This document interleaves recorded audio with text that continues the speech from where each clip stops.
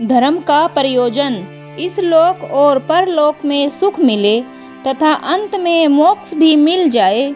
इस कारण संसार के सभी मतों के लोग धर्म का अनुष्ठान करते हैं, चाहे उन्होंने कुछ भी धर्म का अर्थ समझ रखा हो, पर उनकी श्रद्धा केवल कथित प्रयोजनों के लिए होती है। इस कारण सभी मजहब वालों के यहाँ धर्माचरण के ये ही प्रयोजन हैं, इन्हीं के लिए धर्माचरण है।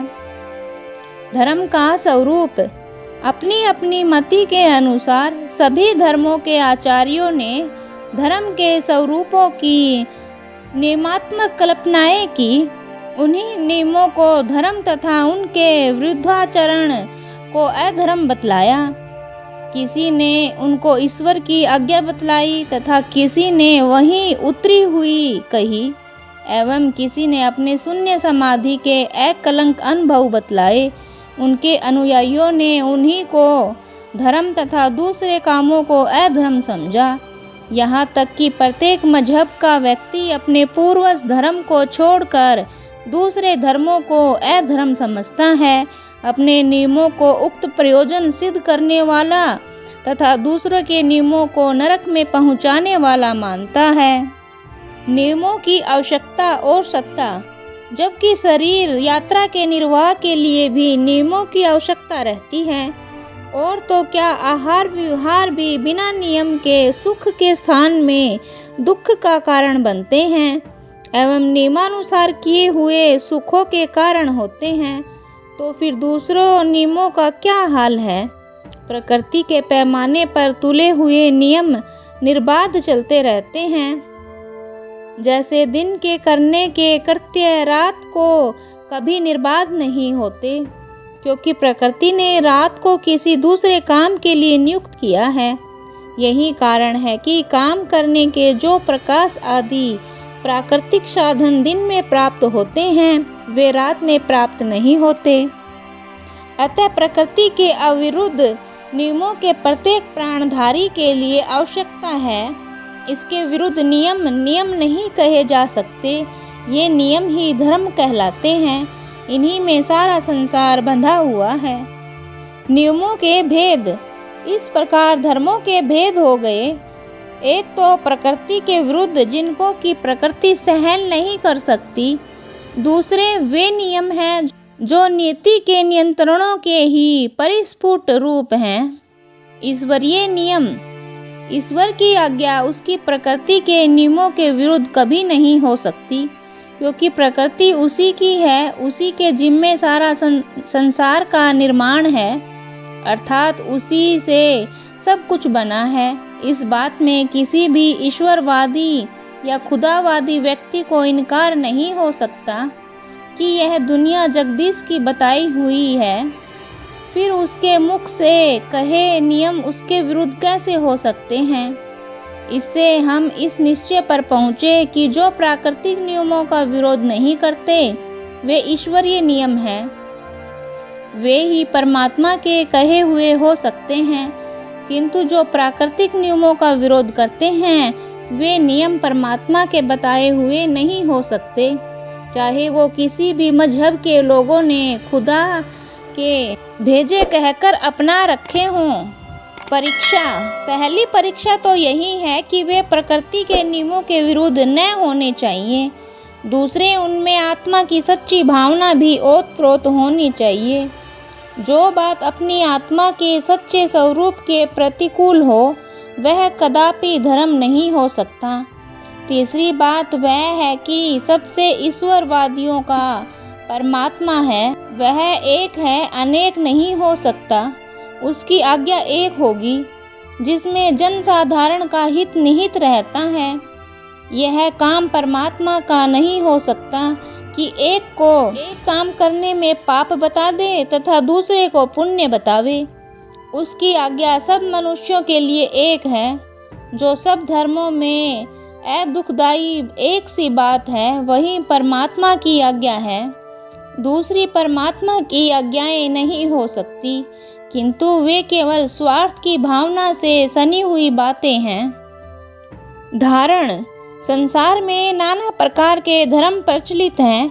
सब कोई अपने अपने धर्म को ही धर्म कहता है, उसी को पसंद करता है, दूसरे धर्मों को बुरा समझता है।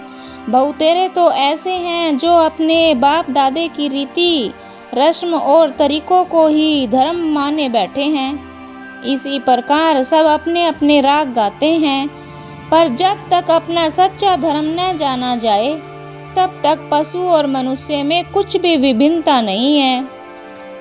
यहाँ मैं प्रकट करूँगा कि धर्म क्या है, पर धर्म क्या है। जो लोग अपने कुल रीति को अथवा किसी विशेष नियम को ही धर्म माने बैठे हैं, वे सब भूल में फंसे हैं। जो नाना प्रकार के एक देशी में फंस धर्म द्वेष के लिए मरते मारते निंदा स्तुति में अपना दिन बिता रहे हैं, वे महान अज्ञानता में फंसकर अपने यथार्थ कर्तव्य और धर्म को कभी नहीं पा सकते। मतांतर के प्रचारक काल पुरुष ने अनंत प्रकार के मजहबों को प्रचलित करके जीवधारियों को फंसा मारा। यही मुख्य कारण है कि सब मनुष्य अपने यथार्थ धर्म को छोड़कर काल पुरुष के धोखे में पड़े हैं, उसको पहचान नहीं सकते। ज्ञाता कृष्णचंद्र ने अर्जुन से महाभारत करवाकर पांडवों को राज्य गद्दी पर बैठा दिया। अंत में कृष्ण भगवान पांडवों से अलग हो गए और उन्हें उनका धर्म संभालने के लिए कहा। स्पष्ट तो उन्हें क्षत्रियों का धर्म लड़ाई बतलाकर लड़ाई कराई, पर भीतरी और ही आशय रखा। इसका आशय कोई कोई साधु ही समझते हैं, ज्ञानी ही यथार्थ धर्म की सुध ही जानते हैं। यहाँ तो श्री कृष्णचंद्र ने क्षत्रिय धर्म बतलाकर अर्जुन को युद्ध के लिए प्रस्तुत किया। अर्जुन ने भी युद्ध और रक्तपात को ही अपना धर्म समझा, पर श्री कृष्ण भगवान ने अर्जुन को इस श्लोक में योग ज्ञान आदि सिखलाया, जिससे धर्म जानने का मार्ग मिले। प्रगट तो क्षत्रिय धर्म बतलाया, पर कृष्ण के जितने वाक्य होते थे उन सबों के दो अर्थ, दो भाव और दो आशय हुआ करते थे। यहाँ सोपत सुदर्शन की कहानी में बताया था कि वह मनुष्य थे, उनमें मनुष्यता थी, जिसको कृष्ण भगवान ने प्रकट रूप से सबको दिखला दिया। यह सिद्ध कर दिया कि उतने लोगों में सुदर्शन जी के अतिरिक्त कोई सच्चा भगत मनुष्य न था। जो सच्चे मनुष्य हैं, जिन्होंने यथार्थ मनुष्यत्व को पाया है, वे ही पर और अपर धर्म की महिमा जान सकते हैं, वही अपना पराया समझ सकते हैं, दूसरा कोई नहीं जान सकता। इसलिए विवेकवान विचारवान को मनुष्य और अविवेकी को मूर्ख पशु कहते हैं। अधर्म काम क्रोध लोभ मोह युद्ध आदि मनुष्य के यथार्थ धर्म नहीं। अपना धर्म तो वह है जिससे केवल अपना स्वरूप जाना जावे, अपने यथार्थ को प्राप्त करे। धर्म की जड़ गुरु धर्म का मूल है। समस्त संस्वेद का कथन है कि गुरु की सेवा श्रद्धा प्रेम विश्वास और कृतज्ञता से भक्ति मुक्ति प्राप्त होती है। गुरु को गोविंद करके जानने पूजने से अंतःकरण शुद्ध होकर सर्वज्ञता प्राप्त होती है। केवल गुरु ही धर्म और परमार्थ की जड़ है। जड़ में पानी देने से फल फूल और पत्ते शाखा आदि सब पदार्थ पा सकेगा। जहाँ गुरु की सेवा भक्ति नहीं, वहाँ धर्म की जड़ कट जाती है। गुरु की सेवा पूजा के बराबर कोई तपस्या नहीं, न भजन ही है। गुरु की आज्ञा मानने से पूरा होता है।